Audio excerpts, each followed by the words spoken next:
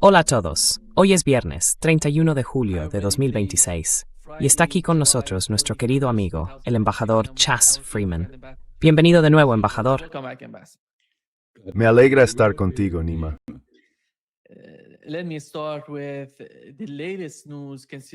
Empecemos por las últimas noticias, teniendo en cuenta lo que está ocurriendo en España.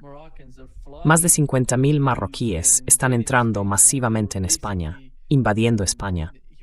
Esto es lo que informó el New York Times. Varios marroquíes dijeron al New York Times que las autoridades marroquíes los animaron a cruzar a España, a Ceuta.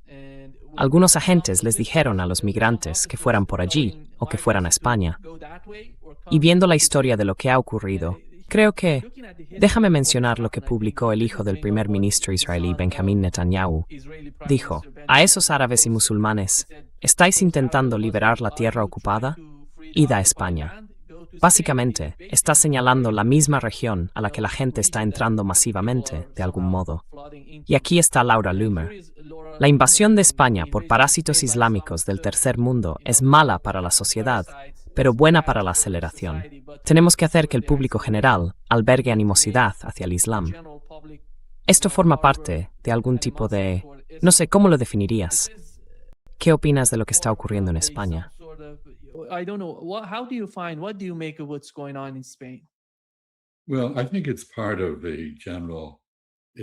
Bueno, creo que forma parte de la campaña general de Israel para cambiar de tema.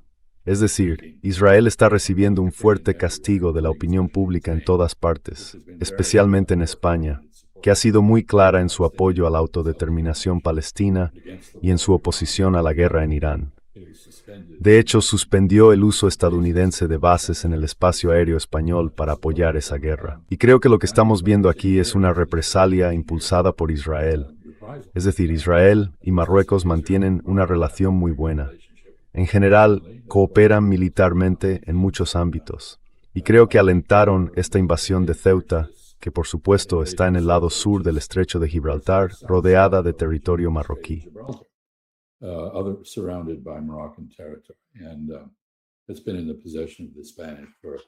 Y ha estado en posesión de los españoles durante siglos. Y la cuestión es que ya sabe, si hace eso, provoca enormes problemas a España en varios ámbitos.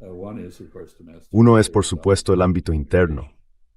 Hay oposición a la inmigración y, desde luego, hay oposición a la inmigración incontrolada en España. Aunque España ha sido ejemplar en su gestión de la inmigración en general y ha obtenido grandes beneficios de ella, su economía se ha beneficiado mucho de la inmigración controlada. Pero esto es incontrolado. Esto también crea problemas a España con la Unión Europea, porque el acuerdo dentro de la Unión Europea es que si estás en una parte de ella, puedes ir a cualquier otra parte.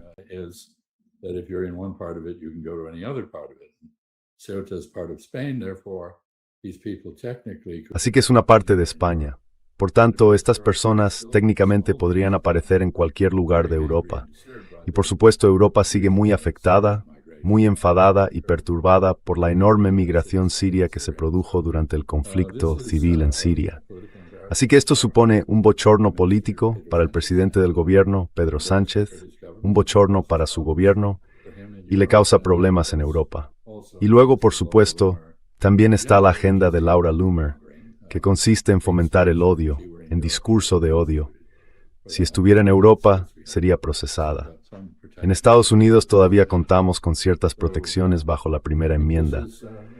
Así que creo que esta es una crisis fabricada, destinada a promover los intereses de Israel y de sus portavoces a nivel internacional.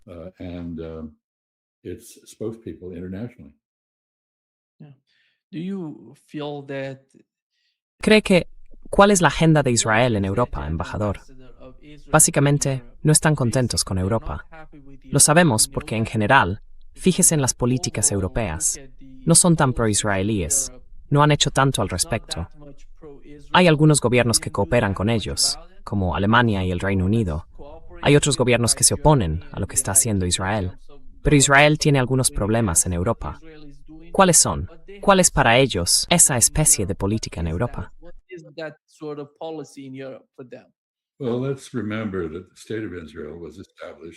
Bueno, recordemos que el Estado de Israel fue creado por europeos, Fue autorizado por los británicos, fue poblado por judíos europeos. Había una enorme cantidad de judíos en sociedades árabes y musulmanas en Turquía, en Persia y en todo el mundo árabe. Y todos ellos fueron expulsados de esos países como reacción al Estado de Israel. Muchas comunidades desaparecieron por completo. No la de Teherán, según tengo entendido, aunque en términos generales sí. Creo que los judíos iraníes tienen ya sí un escaño en el Parlamento, pero en general, sí. En Irak, creo que fue en Irak, pero hicieron eso a los judíos iraquíes. No lo sé. No lo sé. Quiero decir, algunos de los peores responsables en Israel, los fascistas más violentos, Ben Gvir, por ejemplo, proceden de Irak. Creo que es en parte kurdo y en parte árabe. Y eso simplemente ilustra que Israel querría ser un país europeo. Se identifica con Europa. Ha conseguido engatusar a los europeos para que lo reconozcan como una especie de país europeo honorario. Y ha adoctrinado cuidadosamente a los judíos árabes en la historia del Holocausto, que es enteramente europea. No tiene nada que ver con el Islam, el mundo musulmán, el mundo árabe, ni con nada que no sea Europa. Pero en fin, Israel tiene una relación delicada con Europa.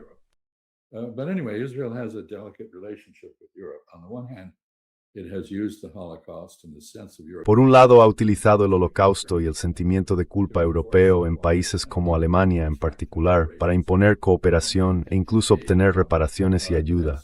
Ha tenido afinidades con algunos partidos antisemitas de derechas en Europa, incluido el gobierno de Hungría bajo Viktor Orbán. Y por supuesto, ha mantenido una relación ambivalente con España y Portugal. En 1492, España y Portugal expulsaron de su territorio a musulmanes y judíos. Y como consecuencia, han expiado ese pecado ofreciendo pasaportes a cualquier judío que pueda demostrar ascendencia en España o Portugal. Así que hay 2 millones de israelíes que tienen pasaportes españoles y portugueses.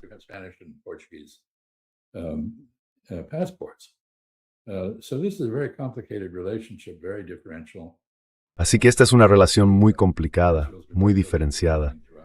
Históricamente Israel ha estado muy cerca de la derecha en toda Europa. Hay movimientos de derechas en la mayoría de los países europeos. Ahora están, creo, un poco a la defensiva. Pero España ha sido el crítico más vehemente, más claro de Israel, y el único país de Europa que ha tomado medidas realmente efectivas para frenar la venta de armas a Israel o el apoyo de Estados Unidos y otros países a Israel.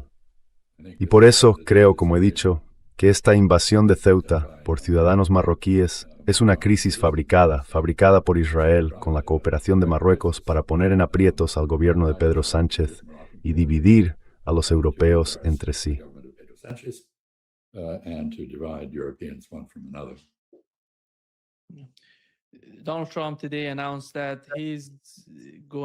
Donald Trump ha anunciado hoy que va a desarmar a Hamás. Ha dicho que esta coalición de paz que ha creado ha llegado a una especie de decisión, que quieren hacer esto, y que Hamás ha aceptado.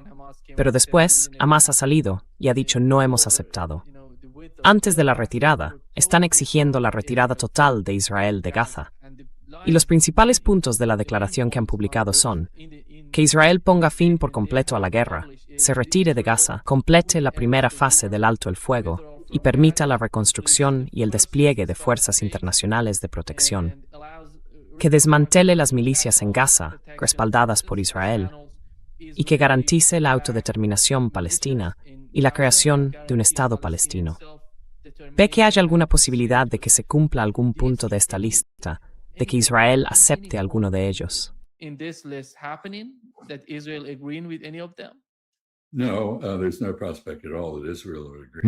No hay ninguna posibilidad de que Israel acepte. Y por supuesto, es completamente falso decir que Hamás haya aceptado alguna vez desarmarse sin condiciones. Hamás siempre ha aceptado, y lo había aceptado en otras negociaciones, desarmarse si Israel hacía las cosas que ahora sigue exigiendo. Es decir, retirarse de Gaza, permitir que Gaza tenga autodeterminación y que sea reconstruida conforme al derecho internacional. Esto es Donald Trump haciendo lo que hacen los agentes inmobiliarios de Nueva York cuando están al borde de la quiebra. Intentan encontrar algún pardillo al que venderle un puente, ya sabe, para poder sacar algún beneficio de las circunstancias actuales. Esto es un fraude. Es un fraude absoluto. Es un intento de manipular a la opinión pública, de cambiar de tema. No tiene ninguna posibilidad de llevarse a cabo.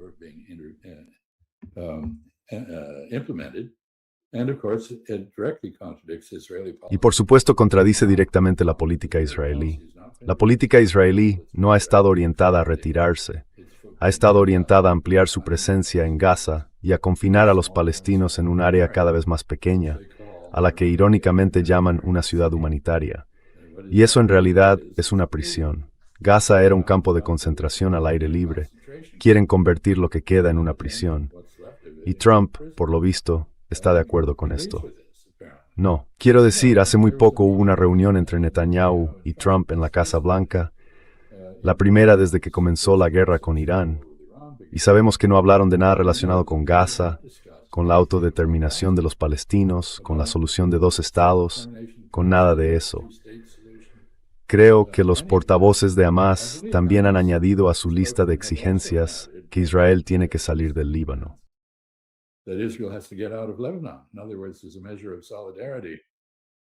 En otras palabras, hay una cierta solidaridad con los libaneses. Y creo que una de las cuestiones más interesantes es que, ya saben, la prensa siempre habla de los hutíes respaldados por Irán, de Hezbollah respaldado por Irán, de esto respaldado por Irán, de aquello respaldado por Irán, de milicias respaldadas por Irán en Irak. Yo diría que milicias alineadas con Irán es una expresión más precisa. No creo que Irán controle a estas milicias, ni siquiera que las respalde especialmente. Pero son proiraníes, sienten afinidad con Irán y están intentando ayudar a Irán a defenderse de la agresión estadounidense e israelí. Pero lo interesante es que los hutíes y Hezbollah, y los hutíes y las milicias chiíes iraquíes parecen estar coordinándose. No sé hasta qué punto Irán está implicado en ello, pero parece que se están coordinando. Así que tienes un ataque de una milicia iraquí.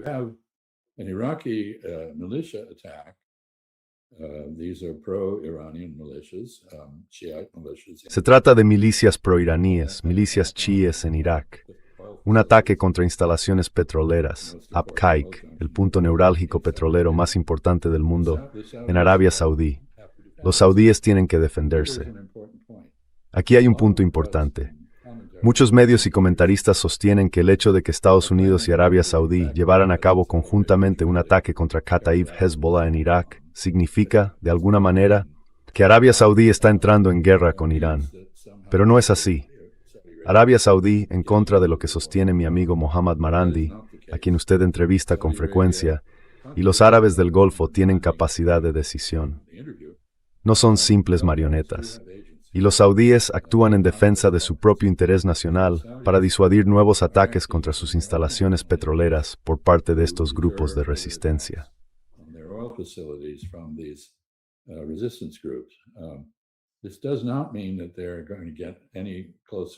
Esto no significa que vayan a acercarse más a Estados Unidos en el contexto de la guerra con Irán. Tienen sus propios problemas. Ansar Allah, los hutíes, han atacado con éxito una refinería en Jizán, en el sur de Arabia Saudí, en la costa del Mar Rojo. Es una zona adyacente a Yemen y a las áreas controladas por los hutíes en Yemen. Y esa refinería ha quedado fuera de servicio hasta algún momento del mes que viene, 3 o 4 semanas para repararla. Y eso supone otro golpe para los suministros internacionales de petróleo, porque esa refinería producía los componentes del combustible de aviación y del diésel. Y ahora el combustible diésel en Estados Unidos es cada vez más escaso y más caro porque hemos quedado aislados. Hay otro acontecimiento que me parece muy interesante.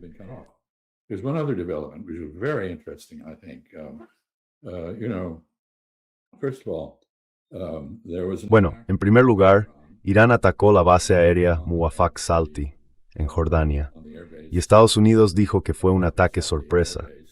Pues bien, no fue un ataque sorpresa. Hay un estado de guerra entre Estados Unidos e Irán está decidido a demostrar que Estados Unidos no puede poner fin a la guerra de forma unilateral.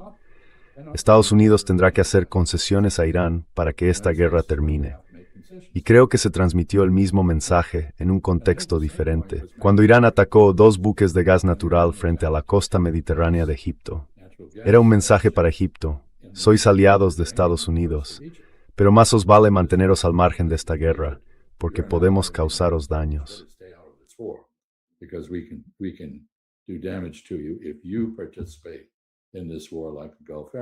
Si participáis en esta guerra, como los árabes del Golfo, extenderemos nuestros ataques contra vosotros. Y, en segundo lugar, fue un recordatorio a Estados Unidos de que Irán tiene la capacidad de ampliar la guerra. Y en este contexto, el hecho de que Ucrania, sin duda con apoyo de inteligencia de Estados Unidos y del Reino Unido, o de ambos, atacara un barco iraní en el mar Caspio, y de que Irán haya dicho que tendrá que tomar represalias, es un intento de Ucrania de engancharse a la guerra con Irán porque su apoyo en Estados Unidos se está desmoronando, y unir ambas causas puede ayudar. Pero es una extensión de la guerra, y creo que será objeto de una represalia iraní. En cualquier caso, Irán querrá recordar a Estados Unidos e Israel que puede extender sus ataques mucho más allá de la zona donde se están produciendo actualmente.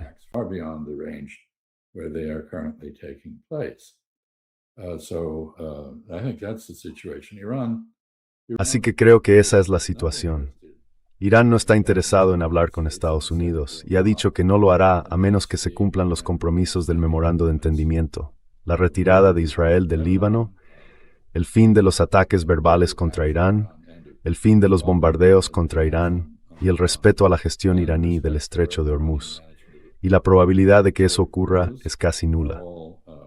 Así que creo que estamos en una situación en la que esta guerra va a continuar hasta que uno de los dos bandos quede exhausto. Y ese es mi último punto. Al atacar objetivos en Jordania, Irán está haciendo 2 cosas.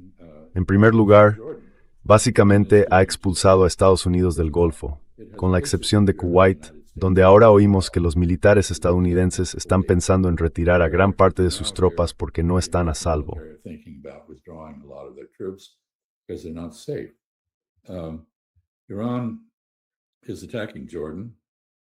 Irán está atacando Jordania y atacando a otros porque quiere que Estados Unidos se repliegue a Israel. Y si Estados Unidos concentra sus fuerzas en Israel, por supuesto, ya tiene muchos aviones cisterna en el aeropuerto Ben Gurión. Pero si se repliega a Israel, entonces queda concentrado y se convierte en un objetivo muy atractivo. Sobre todo porque a estas alturas nadie en el mundo, aparte de Estados Unidos y unos pocos países europeos, cree que haya algo malo en atacar a Israel. Así que Irán está conduciendo a Estados Unidos como un rebaño de ovejas hacia los brazos de Israel. Y creo que probablemente Donald Trump y Benjamin Netanyahu hablaron de eso en su conversación y me cree que eso es estupendo.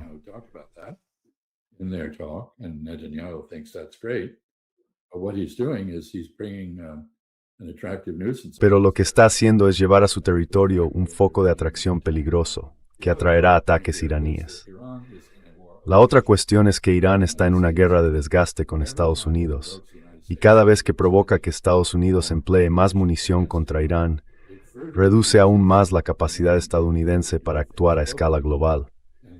Y eso, a su vez, lleva a los militares estadounidenses a aconsejar a Donald Trump que ya basta. Esto tiene que terminar. Nos estamos debilitando más allá de lo prudente. Así que creo que Irán sabe exactamente lo que está haciendo. Y todo esto es muy desafortunado. Quiero decir, todos saldrían ganando si esta guerra terminara. Todo el mundo quiere acabar con ella, excepto Israel y Donald Trump.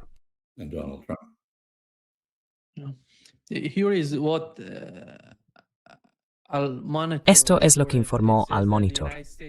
Dice que Estados Unidos ya ha retirado varias baterías Patriot de Erbil, en Irak, en el Kurdistán iraquí, y que retirará todas las fuerzas militares que le quedan en el Kurdistán iraquí antes del 30 de septiembre de este año. Y esta medida llega tras repetidos ataques iraníes con drones y misiles contra objetivos estadounidenses en la zona, que cada vez son más difíciles de defender. Los iraníes se han centrado mucho recientemente en el Kurdistán iraquí durante las 2 últimas semanas. Básicamente los atacan todos los días. Están destruyendo algo allí. Y ahora está saliendo este informe.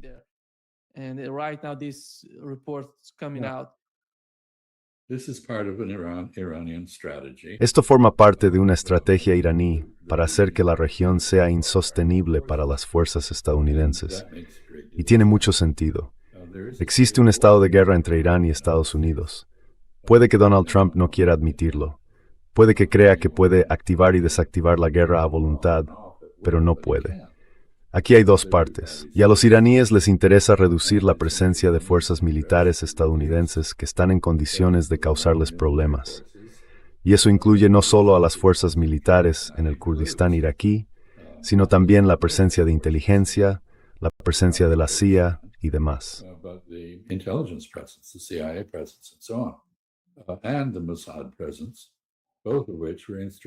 Y la presencia del Mossad, ambos factores decisivos en la guerra de junio del año pasado contra Irán y en fomentar la rebelión entre los iraníes, con resultados trágicos. Así que sí, Irán ha adoptado básicamente los criterios israelíes, que son contrarios al derecho internacional. En primer lugar, el ataque preventivo. Si crees que existe la posibilidad de que alguien esté desplegando fuerzas en algún lugar desde donde podría atacarte, no te preguntas si tiene intención de hacerlo o no. Simplemente contraatacas de inmediato. Y en segundo lugar, las represalias ya no son proporcionales. Son deliberadamente desproporcionadas. Intentas causar todo el daño que puedas.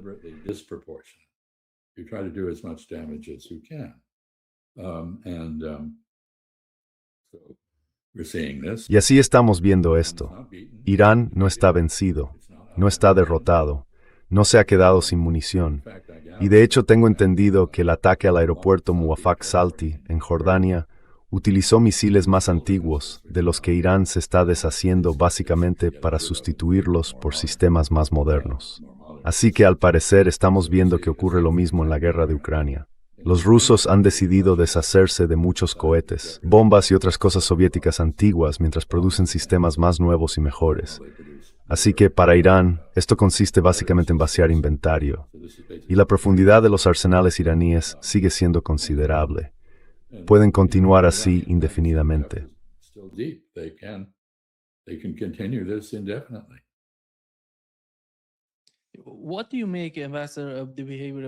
¿Qué opinión le merece, embajador, el comportamiento de Arabia Saudí? Porque ellos empezaron la guerra.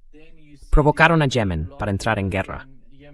Y luego vemos el bloqueo yemení contra ellos, a Yemen atacando sus instalaciones petroleras.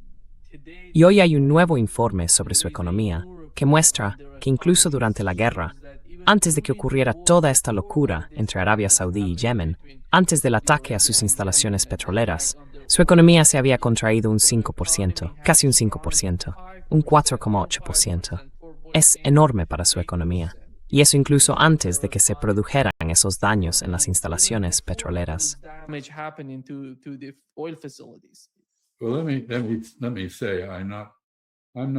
Bueno, permítame decir que no estoy convencido de que Arabia Saudí ordenara el ataque contra el aeropuerto de Saná.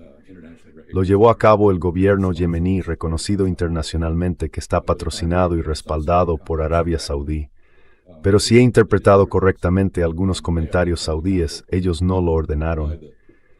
Ansar Allah, los hutíes les han responsabilizado de ello, comprensiblemente, porque Ansar Allah está en guerra con el gobierno reconocido internacionalmente en Adén. En fin, no tengo claro que los saudíes tomaran realmente una decisión tan insensata. Si la tomaron, fue una decisión insensata.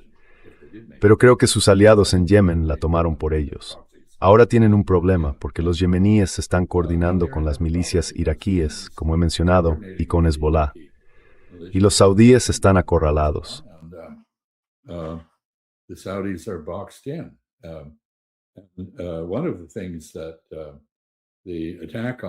Una de las cosas que demuestra el ataque a los buques egipcios de gas natural es que los hutíes pueden cerrar el Bab el-Mandeb al transporte marítimo saudí y vinculado a Arabia Saudí, que es todo lo que han hecho. No han impuesto, repito, un bloqueo general.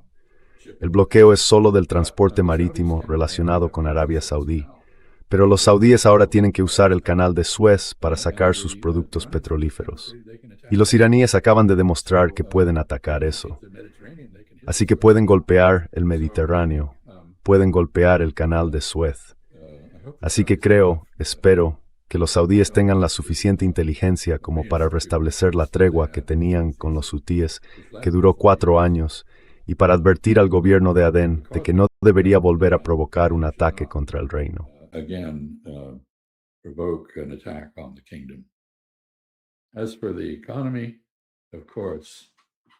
En cuanto a la economía, por supuesto, las exportaciones de petróleo han bajado, en volumen han aumentado en valor, pero la economía del reino ya no depende por completo del petróleo como antes, es más compleja, y los buques portacontenedores y otras cosas que entran y salen de los puertos saudíes en el Golfo Pérsico y el Mar Rojo no han podido pasar.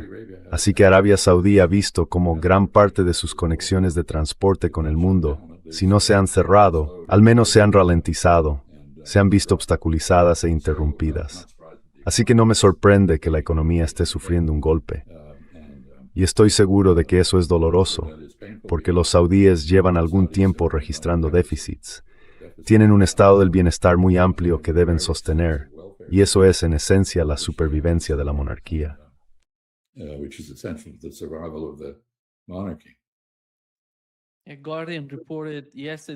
The Guardian informó ayer de que las fuerzas saudíes están planeando una gran ofensiva contra los hutíes en el centro de Yemen, y Arabia Saudí se está preparando para una posible ofensiva terrestre y marítima para romper el bloqueo de las exportaciones de petróleo. ¿Cree que van a hacerlo? ¿Sería un suicidio?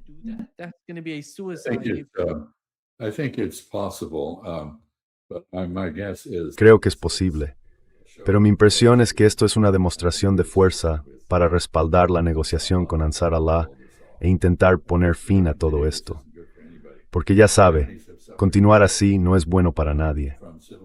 Los yemeníes han sufrido terriblemente por la guerra civil y por los ataques de los saudíes, por los ataques de Estados Unidos y Gran Bretaña durante su bloqueo del Mar Rojo. Los saudíes están intentando organizar algún tipo de fuerza internacional para abrir el Bab el-Mandeb. No sé si lo conseguirán, lo dudo, pero está claro que les gustaría volver a implicar a Estados Unidos contra Yemen. Pero aquí quiero señalar algo que con demasiada frecuencia no se menciona.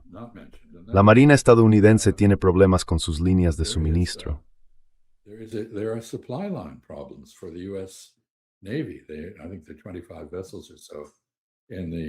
Creo que hay unos 25 buques en el Golfo de Omán y el Mar Arábigo. Y esos buques no pueden abastecerse de combustible localmente.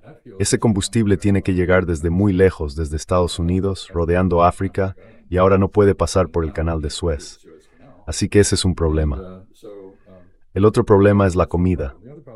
No se puede comprar comida localmente. Así que una vez más, los alimentos tienen que llegar desde Estados Unidos o desde lugares muy lejanos. Y esto es enormemente agotador y costoso para la Armada. En así que los iraníes, en Tuffle, es acabo med att stryta läsk är strider när blir proven indefinidamente.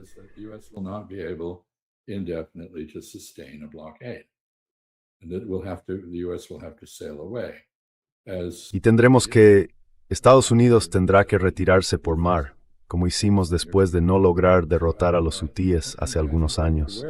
En fin, creo que el desgaste para ambos lados es muy considerable. Quiero decir, es imposible que a los iraníes les guste que los bombardeen, aunque parecen ser muy buenos reparando vías de tren, puentes y ese tipo de cosas.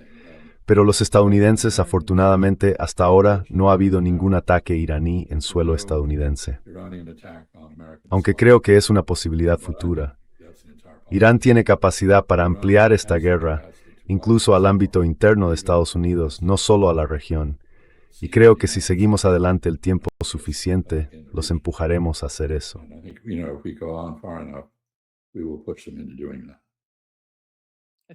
Creo que ese es el sueño de Benjamin Netanyahu y Zelensky.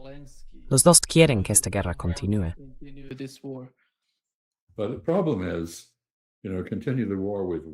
Pero el problema es, ya sabe, continuar la guerra ¿con qué?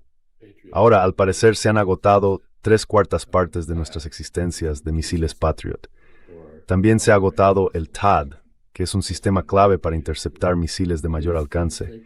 Y fabricar estas cosas lleva de 2 a 5 años. Así que Irán no tiene las armas sofisticadas que tiene Estados Unidos.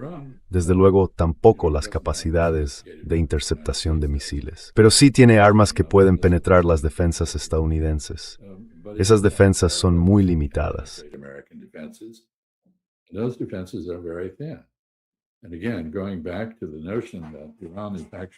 Y de nuevo, volviendo a la idea de que Irán está intentando obligar a las fuerzas estadounidenses a concentrarse en Israel, Irán tiene capacidad para atacar a Israel de forma muy eficaz.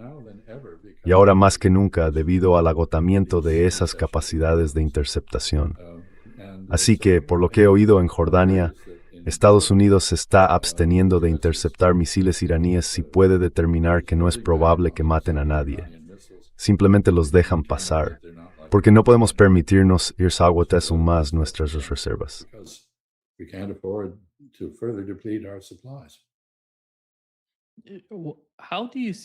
¿Cómo ve el papel de Ucrania? Parece que Zelensky está dispuesto, que quiere fusionar las dos guerras. Eso le va a beneficiar. Y esto es lo que dijo en Fox News. ¿Este conflicto con Irán está relacionado con su guerra con Rusia?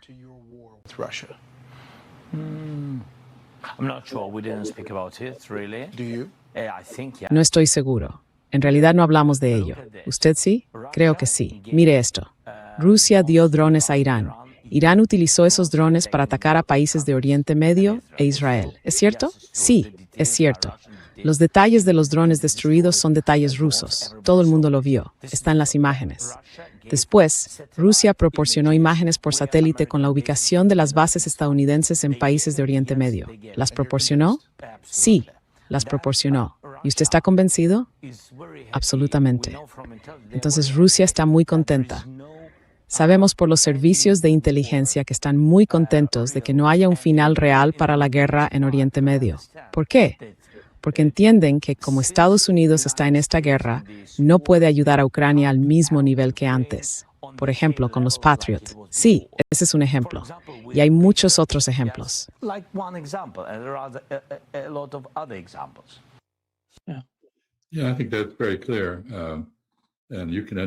Sí, creo que está muy claro. Y desde luego se puede entender su perspectiva. Sin embargo, es muy desafortunado. Creo que también pasó por alto el hecho de que los rusos han estado utilizando tecnología y drones iraníes contra Ucrania. Así que no dio el paso final de decir que Irán es enemigo de Ucrania. Se centró en Rusia. Y supongo que esa es la justificación del ataque a un barco iraní en el Mar Caspio, que transportaba algo relacionado con mercancías rusas de algún tipo. Los ucranianos afirman que llevaba material militar de Rusia a Irán, o en sentido contrario. Así que sí, está muy claro que intenta hacer esto.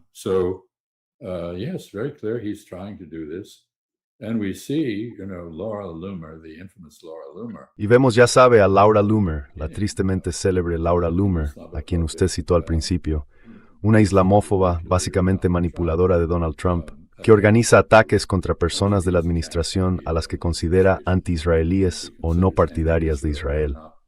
Ahora la vemos yendo a Ucrania y convirtiéndose en partidaria de Zelensky. Entonces, ¿cómo ha ocurrido eso? Creo que bastante claramente estamos viendo un esfuerzo coordinado. Y eso se ve reforzado por el hecho de que, al parecer, el presupuesto del Ministerio de Asuntos Estratégicos, que lleva a cabo la Hasbará, o propaganda exculpatoria para Israel, se ha quintuplicado. Ha aumentado 5 veces, porque Israel está perdiendo la batalla de la opinión pública en Occidente, y ahora está recurriendo a trucos sucios.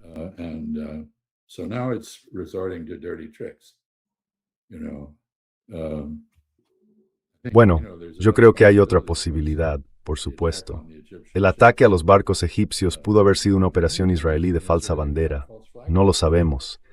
Israel tiene un largo historial de ese tipo de cosas.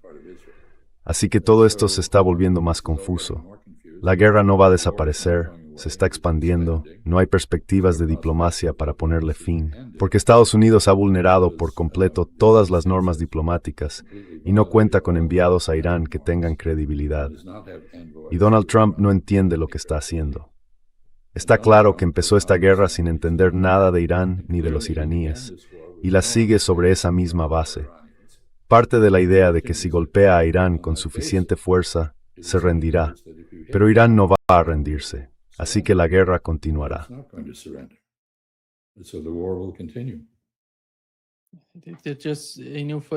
Acaba de salir una nueva imagen. Dice que hay nuevos ataques saudíes contra Yemen, contra la capital, Sanaa. Esto acaba de salir.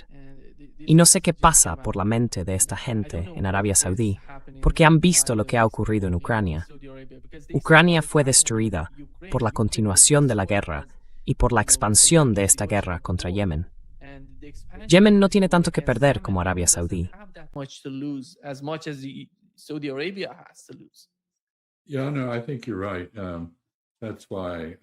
Sí, no, creo que tiene razón. Por eso dije y creo que Arabia Saudí sería prudente. Espero que esté acompañando cualquier acción militar que esté llevando a cabo o que amenace con llevar a cabo con una negociación con Ansar Allah, porque esta guerra no va a ser buena para nadie, ni para ellos ni para los yemeníes. Y no creo que vaya a ser buena para el otro gobierno de Yemen en Adén. Pero quería señalar algo. Arabia Saudí tiene opinión pública y Arabia Saudí ha sido atacada por Irán en numerosas ocasiones, en particular la base aérea Príncipe Sultán en Al-Kharj, aunque también otras instalaciones. Y la opinión pública saudí exige venganza. Ahora tiene un lugar donde llevar a cabo esa venganza sin implicar necesariamente a Irán, porque implicar a Irán sería desastroso.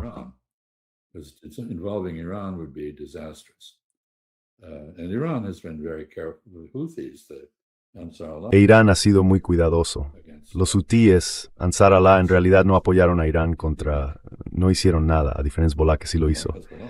Y ahora están implicados contra Arabia Saudí. Pero yo veo esto como un conjunto de políticas saudíes orientadas a defender el reino frente a amenazas percibidas de Ansar Allah, de las milicias iraquíes y en el pasado de Hezbollah. Y me imagino que parte del contexto aquí es la agitación en Bahrein, donde la población está cada vez más distanciada de la monarquía. Y no tienen la capacidad, ni en Bahrein, ni en ningún otro lugar del Golfo, de hacer lo que acaba de hacerse en Jordania.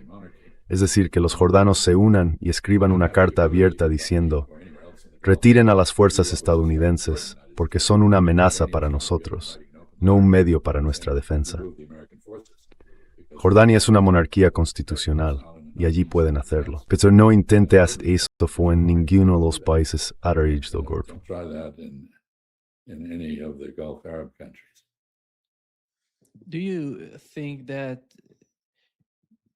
¿Cree que sigue existiendo la posibilidad de poner fin diplomáticamente a lo que está ocurriendo?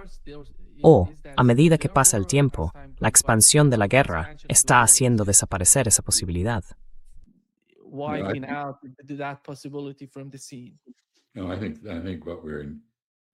No, creo que lo que estamos viendo por parte de Estados Unidos e Israel es en esencia violencia sin sentido. No respalda ningún enfoque ni ninguna decisión diplomática. Todo lo contrario, complica e impide una solución diplomática. Creo que Irán estaría bastante dispuesto a aceptar una solución diplomática siempre que esa solución le dejara el control del estrecho de Hormuz y por tanto mantuviera el predominio de escalada que Irán ha conseguido. Pero no vamos a llegar a eso.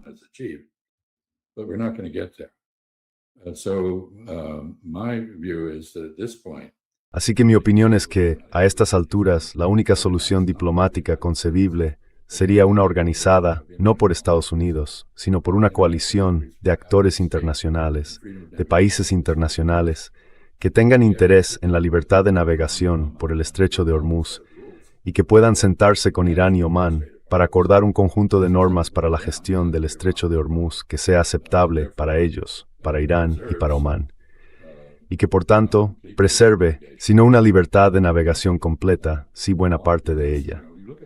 ¿Por qué? Porque ya sabe, mire por el mundo y verá países como China, India y muchos otros, Japón, Corea y los europeos, que tienen un gran interés en el régimen al que está sujeto el estrecho de Hormuz.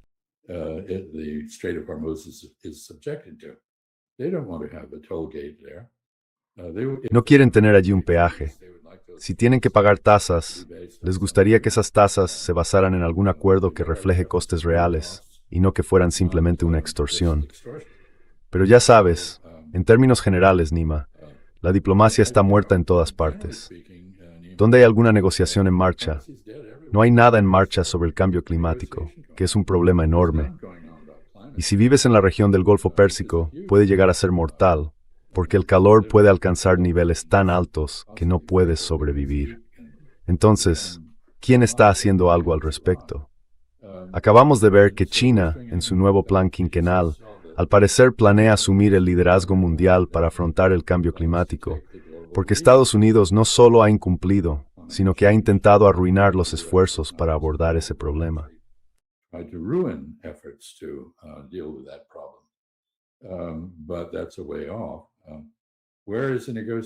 Pero eso está muy lejos.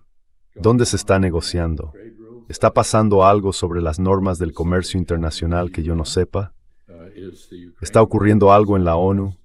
¿Se está abordando la guerra de Ucrania mediante negociaciones?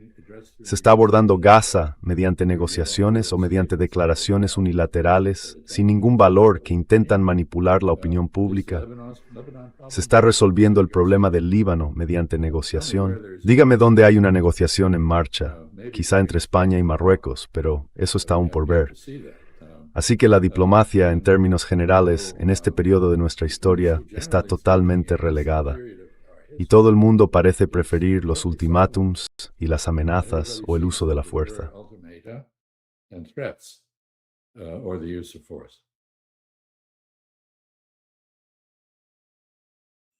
Donald Trump ha dicho hoy que quiere continuar el conflicto. Cree que Irán se está recuperando. Dijo que eran débiles. Ahora mismo se están haciendo un poco más fuertes, pero volverán a ser débiles. Y no sé quién se lo está diciendo, ni qué información está recibiendo de los servicios de inteligencia.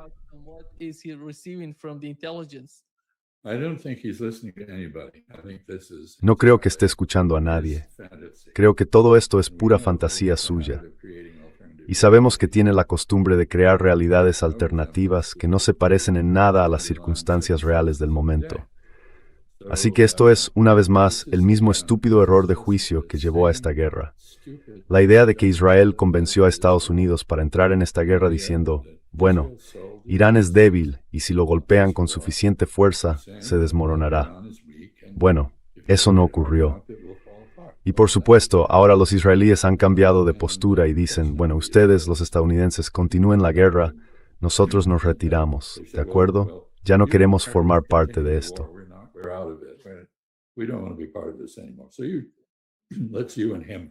Entonces dejáis que luchéis tú y él. Dicen, no queremos estar en la pelea, lo cual es increíble que lo digan y que Donald Trump lo acepte. Pero resulta que todo su objetivo en política exterior no es más que gratificación del ego. En Washington no hay ningún proceso de elaboración de políticas. Nadie está teniendo en cuenta la información de inteligencia ni qué debería hacerse dadas las circunstancias. Todo es Donald Trump, Donald Trump, Donald Trump. Y Donald Trump, no necesito derecho internacional. Tengo mi propio criterio sobre lo que debería hacerse y no necesito leer los informes de inteligencia. Sé lo que está por.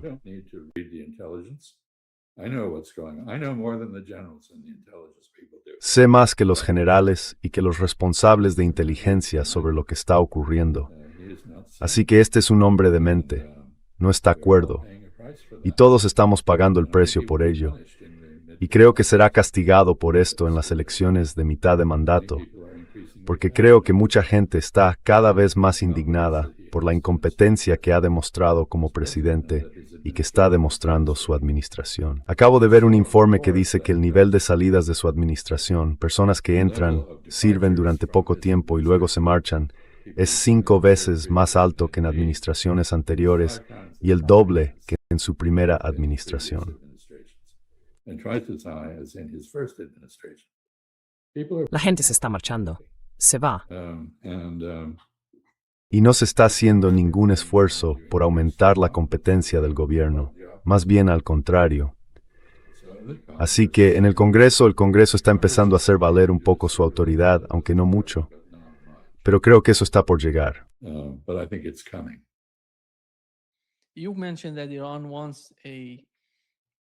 Mencionaste que Irán quiere poner fin a la guerra mediante negociaciones. Yo diría que el otro país que está tan interesado en esa región es Qatar. Quieren desesperadamente poner fin a esta guerra. No se están beneficiando de esta guerra. La continuación de esta guerra no hace más que destruir su economía. Y por otro lado está Israel. No sé si viste a Naftali Bennett en CNN. Dijo que tiene información, que ha recibido información, de que el gobierno de Qatar está apoyando a Hamas, está apoyando a la Guardia Revolucionaria iraní en Irán. Es increíble oír eso. Por eso, si se convierte en el próximo primer ministro de Israel, va a anunciar que Qatar dijo literalmente que son terroristas con traje y que están tratando de engañarnos. Va a ser el peor enemigo de Israel si resulta elegido. Si resulta elegido próximo primer ministro de Israel, los va a situar como el principal enemigo de Israel.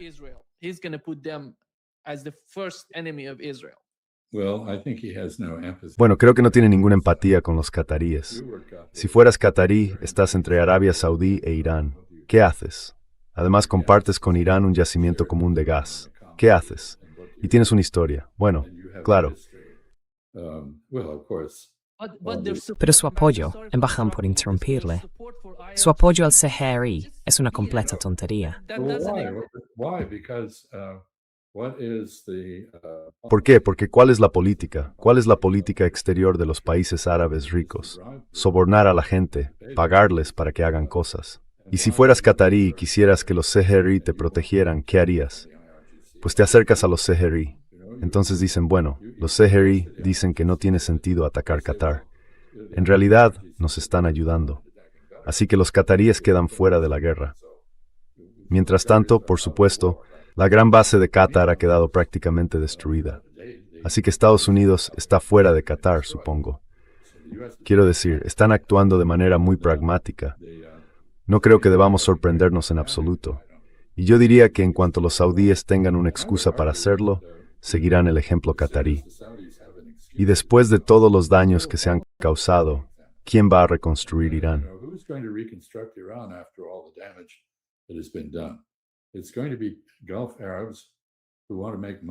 Serán los árabes del Golfo quienes querrán ganar dinero reconstruyendo Irán, porque tienen dinero y quieren una buena relación con Irán. No quieren estar en el punto de mira de los CHRI, ni quieren más guerra. Y claro, todo esto queda oculto por el hecho de que ahora mismo están pasando cosas. Esas cosas son en esencia acontecimientos tácticos. Estratégicamente, el Golfo Pérsico va a ser una zona en la que la gente tendrá relaciones normales con Irán y viceversa. Irán tendrá relaciones normales con sus vecinos del otro lado del Golfo, incluso quizá con Bahrein. Pero claro, se habla de que Irak vuelva a absorber Kuwait. Yo no lo creo. Pero también creo que los kuwaitíes tienen que darse cuenta de que tener fuerzas estadounidenses en su territorio los convierte en un objetivo.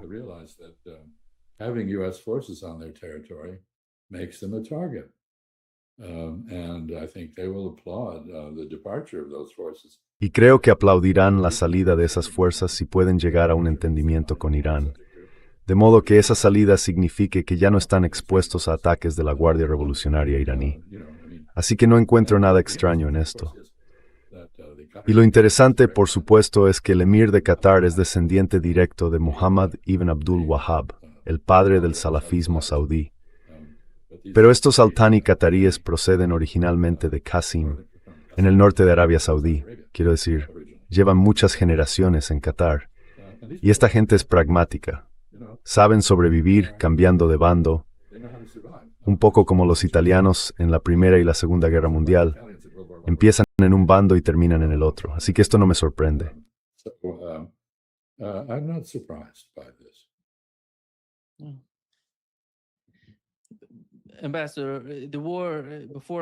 Embajador, antes de terminar, quiero saber cuál es su visión sobre el desarrollo de la guerra en Ucrania. Ayer, Rusia atacó una de las fábricas estadounidenses que producen armas y drones en Ucrania. Sí, alcanzaron ese objetivo. No sé cuántas víctimas ha habido, no tenemos información al respecto. No conocemos el número de víctimas. Pero al fin y al cabo, en mi opinión, la guerra está entrando en una nueva fase, debido al bloqueo de Odessa, que está ejerciendo una enorme presión sobre Ucrania y a los nuevos ataques en territorio ucraniano.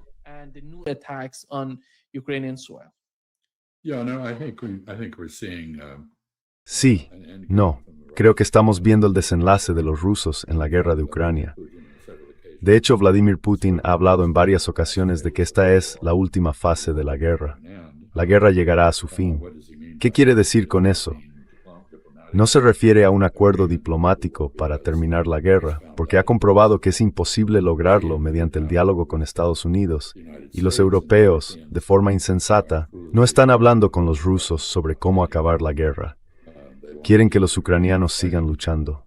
Pero lo que está ocurriendo es que los rusos están siguiendo su estrategia de desgastar al ejército ucraniano. Cada ucraniano que matan en el frente es uno menos que puede resistir su avance. Y están avanzando. Están tomando objetivos estratégicos lentamente, de forma constante.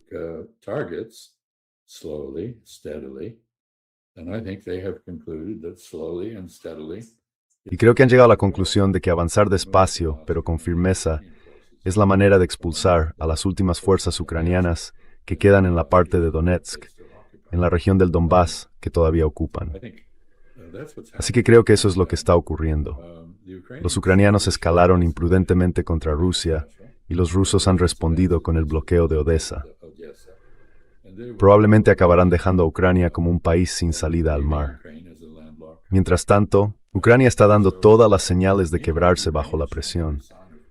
Quiero decir que ha destituido al ministro de Defensa, a quien con razón se atribuía haber rescatado a Ucrania de un desastre total. No haberla salvado, sino haberla rescatado del desastre. También ha destituido a otros generales y a Syrskyi, el comandante general de las fuerzas.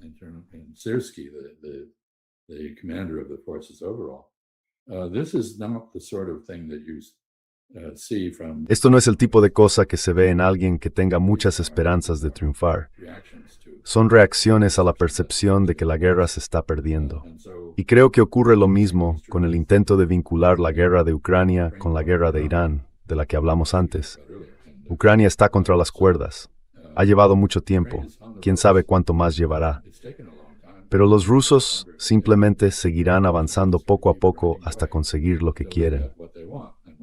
Y lo que quieren es Lugansk, Donetsk, la mayor parte de Zaporizhia, la zona al sur del Dnieper y Kherson, al sur del río.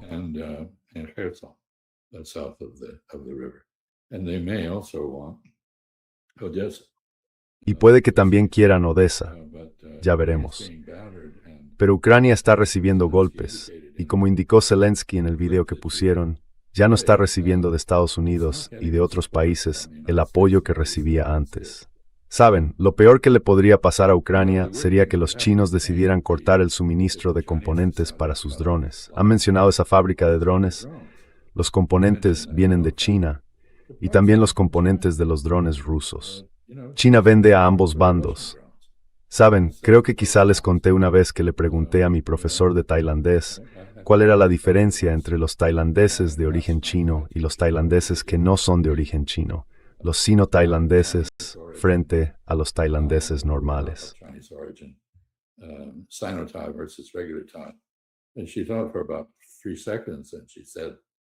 Y ella lo pensó durante unos 3 segundos y dijo, bueno, a los tailandeses les gusta comprar cosas, a los chinos les gusta vender cosas. Y esto es cierto. China no es beligerante, es neutral, y está haciendo lo que hacen los neutrales, vender a ambos bandos. Más vale que quienes, de forma insensata, acusan a los chinos de apoyar a Rusia entiendan lo que están diciendo. Si China apoyara a Rusia, Ucrania no tendría ninguna capacidad de sobrevivir. China no ha reconocido la anexión de Crimea ni del Donbass por parte de los rusos, pese a que estos lo han incorporado a su constitución.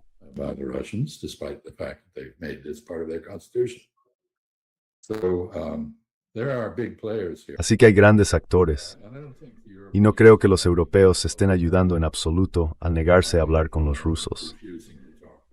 Hablar no hace ningún daño. De hecho, hablar durante una guerra tiene grandes beneficios. Hay que mantener el contacto con el adversario, tanto para asegurarse de que entiende correctamente de dónde vienes y cuál es tu posición, como para detectar cualquier movimiento, cualquier cambio en la posición del adversario. Lesser Perry step towards you. Simple meaning que form sin de forma insensata forting strøth wist en forward.